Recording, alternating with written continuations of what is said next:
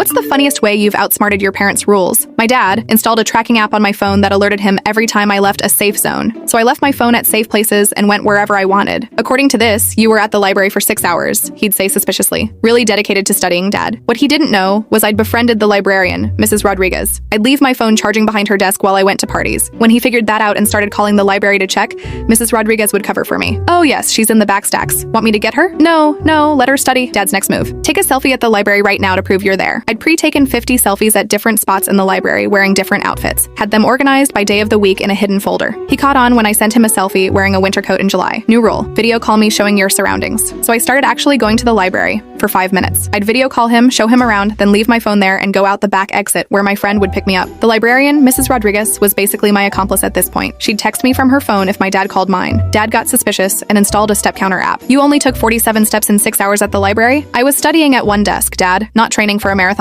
He then required hourly check-ins with different backgrounds to prove I was moving around. So I recorded a 1-hour loop video of library ambiance and played it during video calls while I was actually at the mall. Different angles, different sections, but all pre-recorded. The final straw was when he showed up at the library unexpectedly, and Mrs. Rodriguez had to stall him for 20 minutes, while her assistant drove to get me from a concert venue. I burst through the library doors, sweating in full concert attire with smudged glitter on my face. Why are you dressed like that for studying? Dad demanded. It's 80s poetry night. We dress up as our favorite dead poets. Since when does the library have? Mrs. Rodriguez interrupted. Oh yes, very popular program. Lauren's our best participant. Dad looked between us, sighed deeply, and said the words I'll never forget. You know what? You're more creative than I am paranoid. Just text me if you're dead or arrested. Deal? That was 2 years ago. Now I'm in college and Dad tracks my brother instead. Ethan, who learned from the master, has convinced Dad that his girlfriend's house is a tutoring center and that parties are group study sessions. Dad texted me last week. I think Ethan is lying to me. What makes you think that? His math tutor just posted an Instagram story of a keg stand. Maybe it's new teaching methodology? Lauren, want me to teach him about being subtle? Please, before he gets better at this than you were. Plot twist. I now use the same tracking app to make sure Dad goes to his doctor's appointments instead of the golf course. He doesn't know I know his weekly cardiology checkup is actually a poker game. We're even now.